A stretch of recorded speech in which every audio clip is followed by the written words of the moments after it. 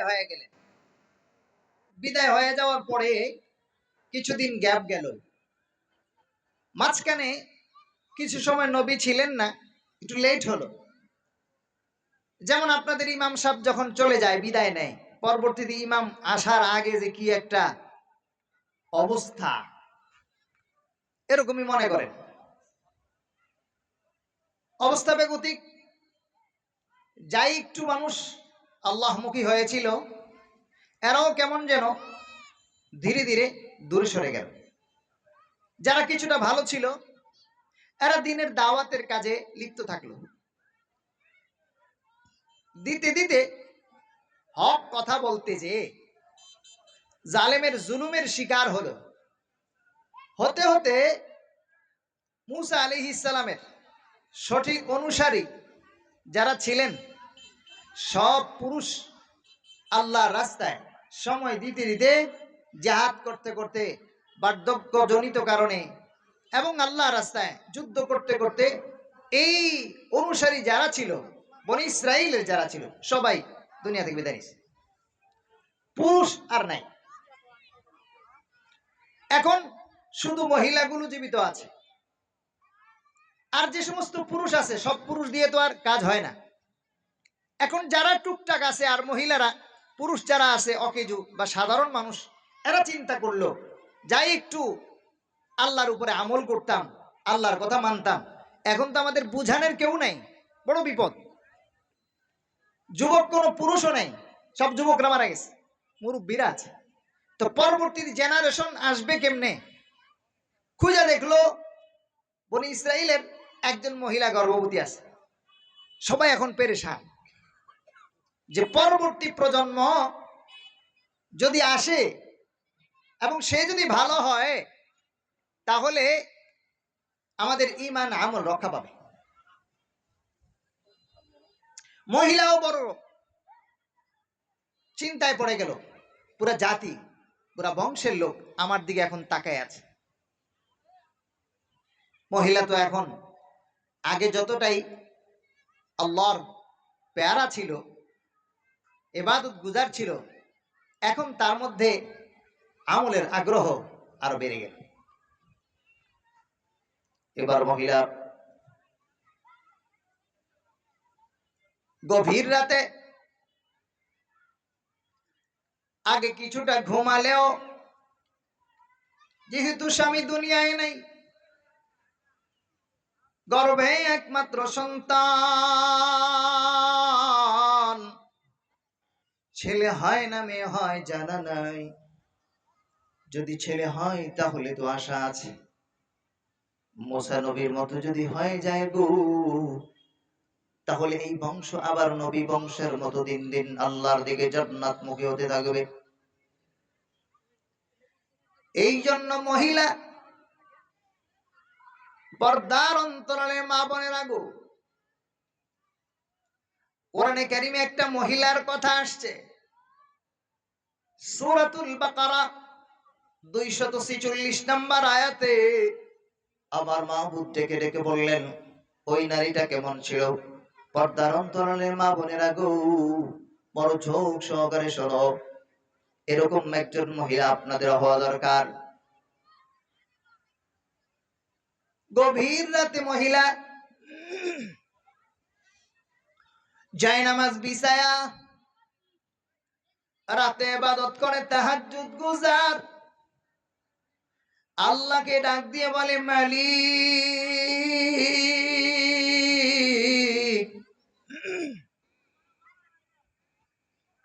বংশে কোনো নতুন আগমন করার মতো কোনো সন্তান নাই, একমাত্র আমি গর্ভবতী, আল্লাহ গো, সন্তান তো দিবাই, কাউকে না কাউকে দিবা।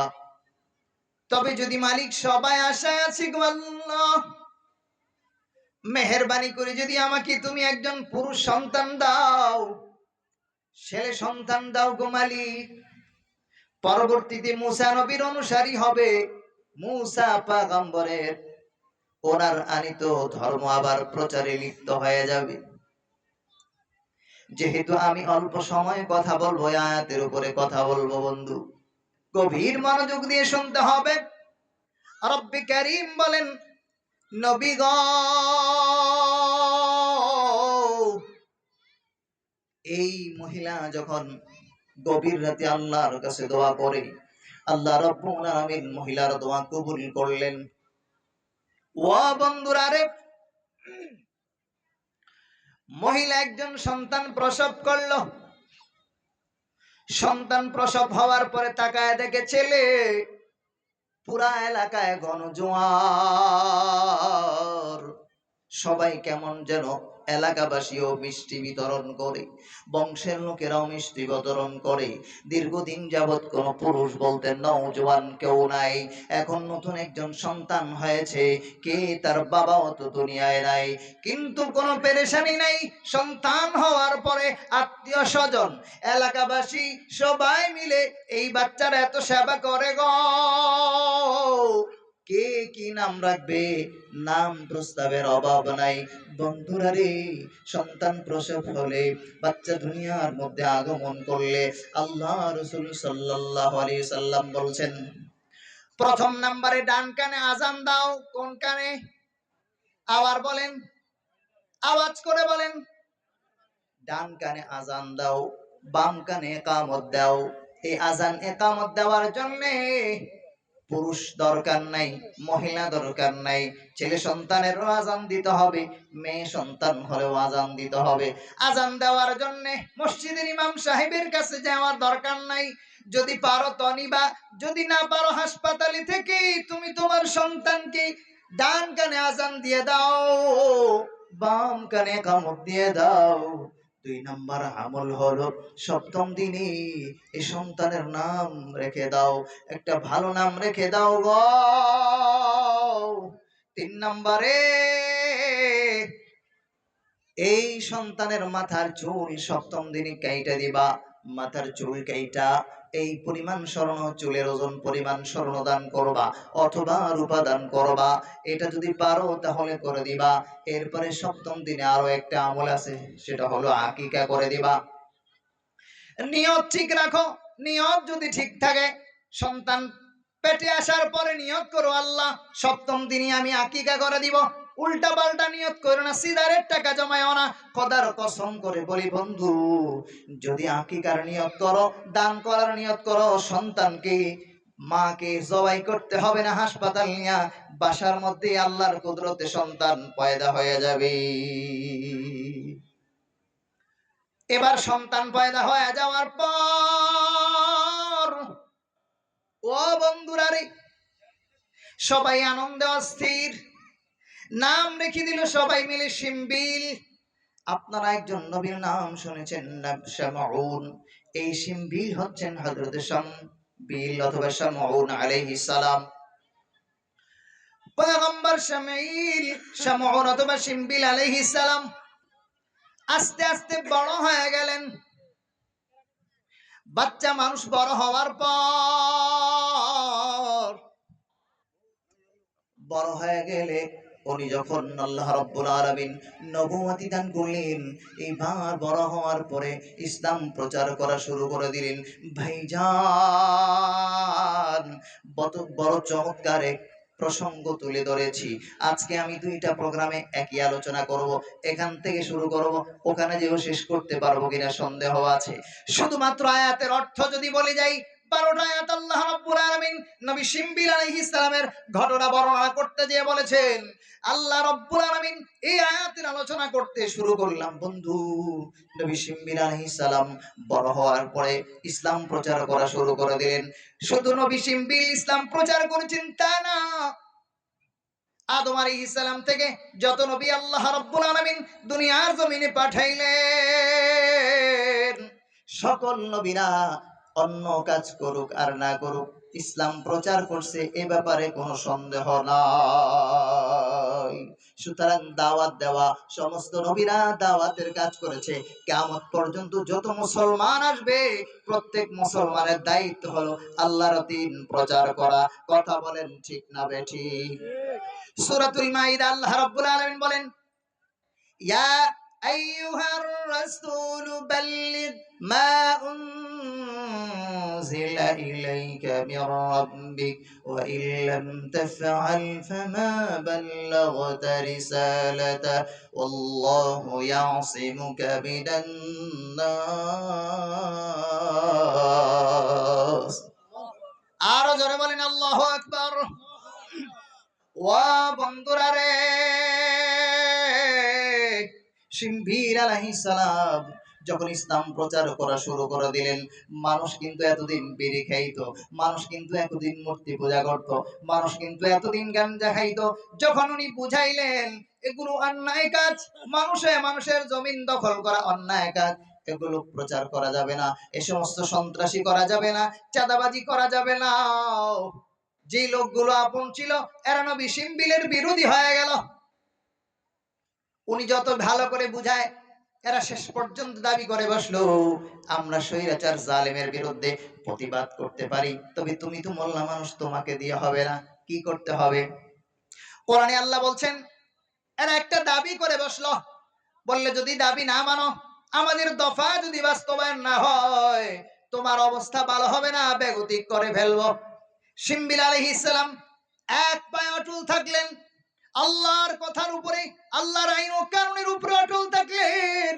ইসলাম প্রচারে লিপ্ত হয়ে গেলেন কোন জোর জুলুম কোন জালেমের রক্তচক্ষু পরোয়া করে নাই ইসলাম প্রচার করতে যে মাইর খেয়েছেন ধৈর্য ধরেছেন চাকরি চলে গেছে ব্যবসা বাণিজ্যের ক্ষতি হয়েছে বাড়িঘর তছনছ করে ফেলেছে জালেমেরা কিন্তু তারপরেও বাতিলের কাছে মাথা নত করে নাই বিপ্লব মানে জীবন দেওয়া বসে থাকা নয় সে কোনদিন আসবে না রে করো যদি ভয় বিপ্লব মানে জীবন দেওয়া বসে থাকা নয় সে কোনদিন আসবে না রে করো যদি ভয় আসবে বিজয় রক্ত আর জীবনের বিনিময় কথা বলেন ঠিক না বেটি রক্ত ছাড়া কখনো সফলতা অর্জন করা যায় না আল্লাহ রাসূল সাল্লাল্লাহু আলাইহি ওয়াসাল্লাম নবী শিমবিল দাওয়াত দেওয়ার পর এরা বলল আপনি হুজুর মানুষ দিয়ে ঝামেলা করা যাবে না সন্ত্রাস চাঁদাবাজদেরকে দমন করা যাবে না কি করতে হবে তাহলে একজন বাদশা বানায় দেন একজন নেতা বানায় দেন নেতাটা কেমন হবে এরা বলতেছে আল্লাহ বললেন ইয ক্বালু লিনাবিয়্যিন লাহু মুবআথ লানা মালিকান নুকাতিল ফি সাবিলিল্লাহ এরা বলল ও নবী শিমবিল আপনি আমাদেরকে একটা নেতা বানায় দেন মালিকান একজন বাদশা বানায় দেন কেমন হবে বাদশাটা যদি আপনি বাদশা বানায় দেন তাহলে আমরা স্বৈরাচার সরকারের বিরুদ্ধে অত্যাচারী সরকারের বিরুদ্ধে আমরা আন্দোলন করব আল্লাহ বলছেন জালেম যে জুলুম করে এর বিরুদ্ধে আন্দোলন করব কিন্তু আপনার দিয়ে সাহস পাই না একজন নেতা বানায় দেন বাদশা লাগবে আমিরুল মুজাহিদিন লাগবে আপনাকে দিয়ে হবে না নবী শিমবিল বললেন ঠিক আছে করে দেওয়া হবে আল্লাহর কাছে আবেদন জানাইলেন শিমবিল আলাইহিস সালাম বললেন আমার জাতিরা রে আমার বংশের লোকেরা রে তোমাদেরকে আমি নম্র ভাষায় বোঝানোর জন্য চেষ্টা করতেছি এরপরেও যেহেতু তোমরা মানো না আমি বললাম স্বৈরাচারীর বিরুদ্ধে কথা বলতে হবে জালেম মুসলমানদের কি নামাজে বাধা দেয় মাহফিলে বাধা দেয় মাদ্রাসা করতে দেয় না মসজিদে বাধা দেয় কোরআন তেলাওয়াতে বাধা দেয় এদের বিরুদ্ধে যুদ্ধ ঘোষণা করতে হবে তোমরা যেহেতু আমার কথা মানো না বাদশা চাও কোনো সমস্যা নাই আল্লাহর পক্ষ থেকে যখন বাদশা নিয়োগ দেওয়া হবে তখন যদি তোমরা জিহাদের ক্ষেত্রে পিছপা হয়ে যাও তখন কিন্তু আল্লাহর আযাব চলে আসবে এরা ডেকে বলল নবী গো আমি যে কথাগুলো বলতেছি বন্ধু আপনার ঘরে যদি বাংলা কোরআন শরীফ থাকে তাহলে পড়ে দেখবেন কথার সাথে পুরা মিল এটাই আমি আপনাদেরকে শোনাইতেছি আমি বেশ কিছুদিন যাবত পুরা একদম তাফসীর করতেছি একদম আয়াত থেকে আয়াত বাংলা অন্য কোনো কিতাব খুঁজতে হবে না কেউ যদি আমার উপরে রাগ হয় স্পষ্ট বলে দেই রাগারাগি আমার বিরুদ্ধে না সরাসরি কোরআনের বিরুদ্ধে হবে মামলা যদি করতে হয় কোরআনের বিরুদ্ধে করবা যেহেতু কোরআনে বলেছে আল্লাহ আর আল্লাহর কথা বলতে যে জেল জুলুমের শিকার হওয়া রাখতে পারে কোনো পরোয়া নাই কথা বলেন ঠিক না বেঠিক আল্লাহ বলেন ফাহাল আসাইতুম ইন কুতিবা আলাইকুমুল কিতালু আল্লা তুকাতিলু, এরা বলল নবী গো, কেন আমরা জালেমের বিরুদ্ধে যুদ্ধ করব না? ওরা তো আমাদের ঘরবাড়ি থেকে তাড়াইয়া দিছে, ওরা তো আমাদের ঘরবাড়ি দখল করে নিয়েছে, আমাদের বাপ দাদাকে রাস্তায় রাস্তায় পিটায় বেড়ে ফেলছে। শিমবিল আলাইহিস সালাম বললেন, হ্যাঁ, কথা যেন ঠিক থাকে। ক্বালু, তারা বলল, ওয়া মা লানা আল্লা নুকাতিলা ফি সাবিলিল্লাহ ওয়া ক্বাদ উখরিজনা মিন দিয়ারিনা, আমাদেরকে আমাদের ঘর বাড়ি থেকে বের করে দিয়েছে। ওয়া আবনানা ওয়া আবনাইনা, আমাদের বাপ দাদাদেরকেও বাড়ি থেকে তাড়াইয়া দিয়া জায়গাগুলো দখল করে নিয়েছে। ফালাম্মা কুতিবা আলাইহিমুল কিতালু তাওয়াল্লাউ ইল্লা কালিলাম মিনহুম ওয়াল্লাহু আলিমুম বিল যালিমিন।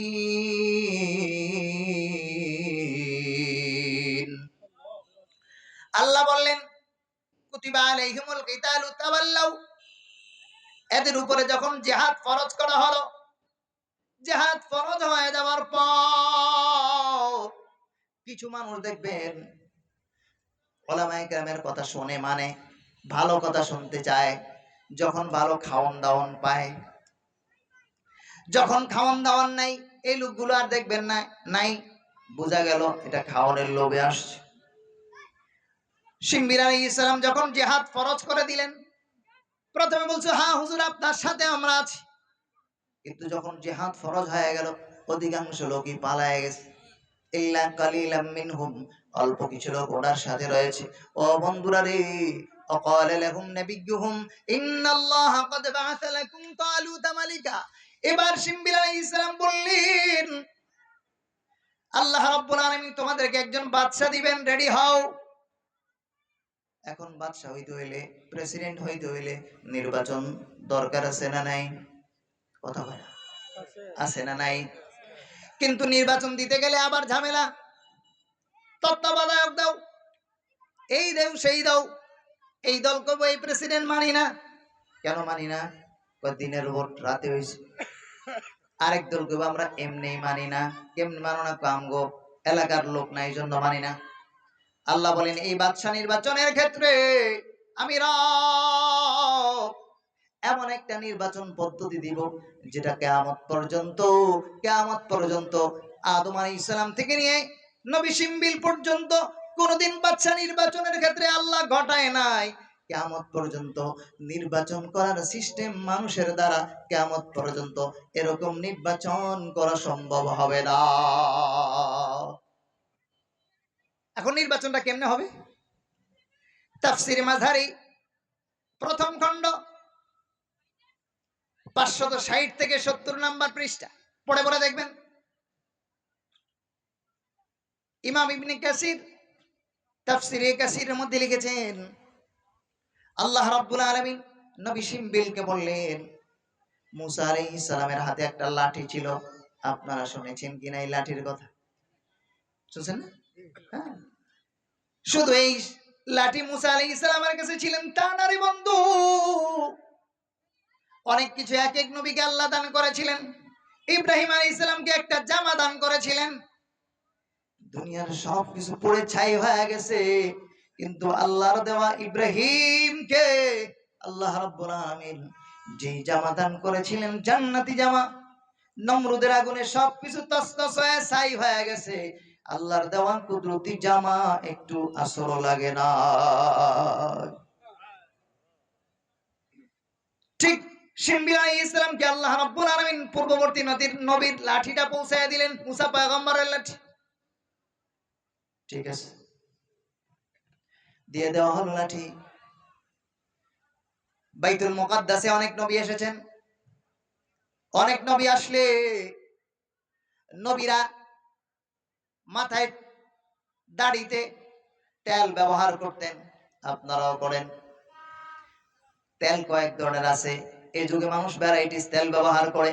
আগের যুগের মানুষ সাধারণত সরিষার তেল ব্যবহার করত, অথবা নারিকেল তেল। নারিকেল তেলের সিস্টেম দুইটা, গরমকালে ঠিক থাকে পাতলা পাতলা, শীত আসলে এটা কি হয়ে যায়? ঘন হয়ে যায়। এটারে আর গালানো ছাড়া দেওয়া যায় না। ছোটকালে আমরা দেখেছি মারা নারীরা রৌদ্রের মধ্যে তাপ দিয়া ওই তেলটা মানুষের শরীরে লাগাইতো। আল্লাহ রাব্বুল আলামিন বললেন, শিমবিল, এই আমার দেওয়া লাঠি নবীদের ব্যবহারকৃত তেল যেটা বাইতুল মুকাদ্দাসে রয়ে গিয়েছে, ওটা ব্যবহার করার জন্য আগের যুগের এরকম প্লাস্টিকের বোতল ছিল না। আজ থেকে 50 বছর 30 বছর আগে কাচের বোতল ছাড়া প্লাস্টিকের বোতল পাওয়া যায় নাই। আমি তো কয়েক হাজার বছর আগের কথা শোনাই দিছি, ও সময় তো কাচি ঠিক মতো আবিষ্কার হয় নাই। আমিও তো ছোটকালে দেখেছি মানুষ ডাউয়ের ডা কি যেন লাউ লাউ লাউ লাউয়ের ভিতরে এটা পেকে যাওয়ার পরে ভিতরের হাতুড়ি যদি সব ফালায় দিয়া ব্যবহার করতো, আছে না নাই? ওই যুগে কোন সিস্টেম ছিল না। নবীরা গরুর শিং, শিংয়ের মধ্যে তেল রাইখা ওটা ব্যবহার করতেন। তেলটা কিন্তু জমাট হয়ে গেছে। শীতকাল, আল্লাহ রাব্বুল আলামিন শিমবিল আলাইহিস সালামকে বললেন, শিমবিল রে, এই লাঠি আর তেল দিলাম তোমাকে,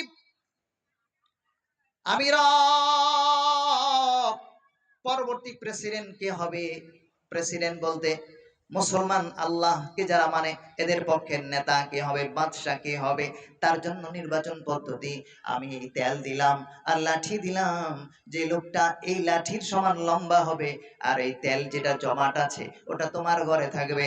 সংক্ষিপ্ত কথা বলতেছি, হঠাৎ করে দেখবা তোমার ঘরে কোন একজন লোক ঢুকে গেছে, ওই লোকটা ঢুকার পর দেখবা জমাট তেলটা অটোমেটিক আল্লাহর কুদরতে গলে গিয়েছে, টকবক করতে থাকবে। তখনই তুমি বুঝতে পারবা এটা আর কিছু না, এটা এই বাদশাহ। ওই এলাকার একজন লোকের নাম ছিল তালুত।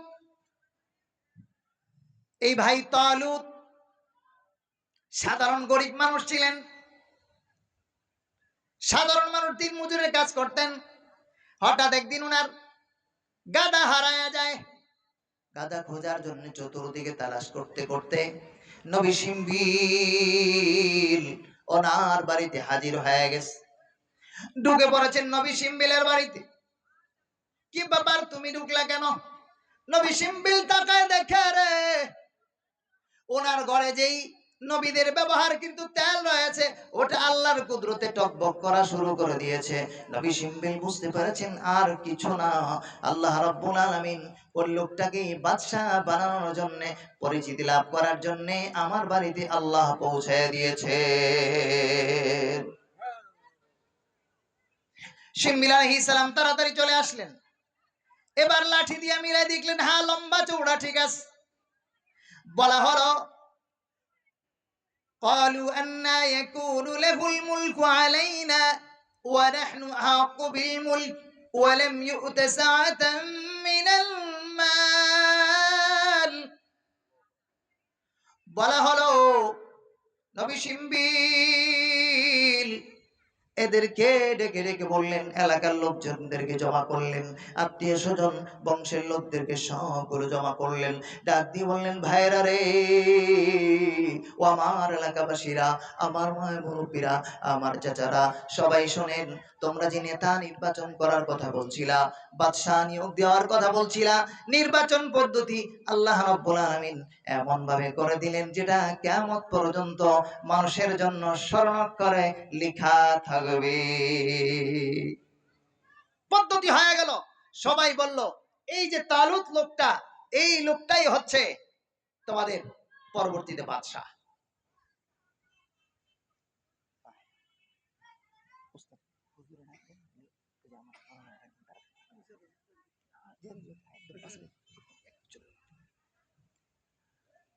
এবার বলা হলো উনি বাদশাহ।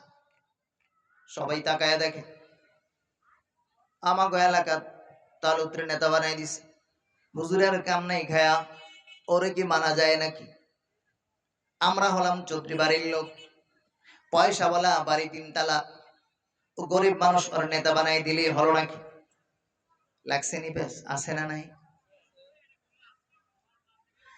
নেতা টাইপের লোকগুলো মনে করেছিল আমাদেরকে নেতা বানাবে, পয়সাওয়ালা লোকগুলো মনে করেছিল আমাদেরকে নেতা বানাবে। কিন্তু কাকে নেতা বানালে ভালো হবে? জানেন কে?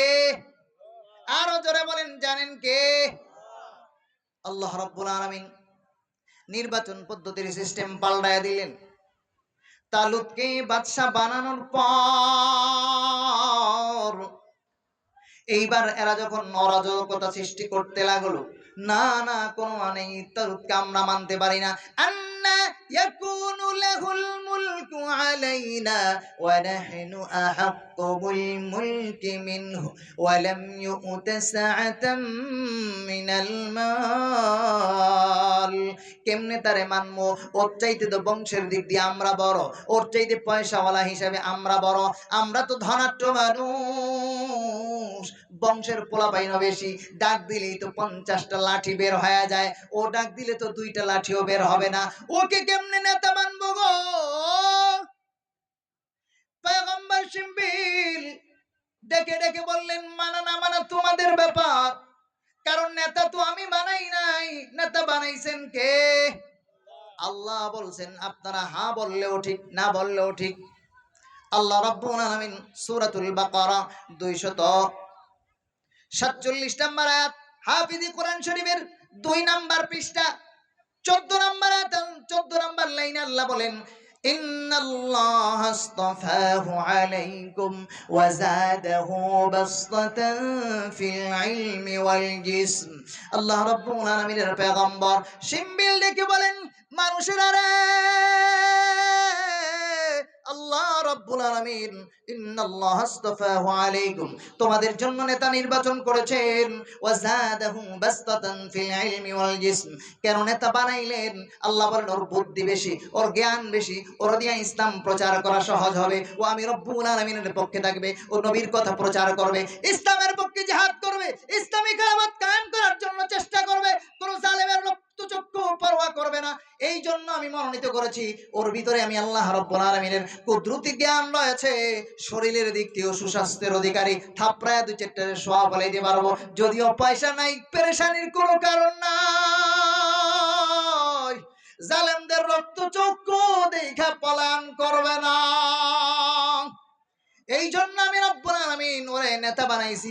আল্লাহু ইউতি মুলকাহু মান ইয়াশা ওয়াল্লাহু ওয়াসিউন আলিম। এই লোকগুলো তখন চিন্তা করলো, হ্যাঁ হ্যাঁ, তালুত তো বড়লোক বংশের পোলা না, ঠিক আছে, জোড়ালো কোনো লোক নাই, বংশের পোলা পাইন নাই, কথা ঠিক, কিন্তু সে ছেলে তো নাই পরাম, কারো উপরে জুলুম করে না, কোনোদিন অন্যায় করে না, কোনোদিন মানুষের ধোকা দেয় না, কারো জমিন দৌড় করে দখল করে না, কোন মাদ্রাসা কোনোদিন হামলা চালায় না, কোরআনের পাখিদের সামনে থেকে কোনোদিন মাইক কেড়ে নেয় না।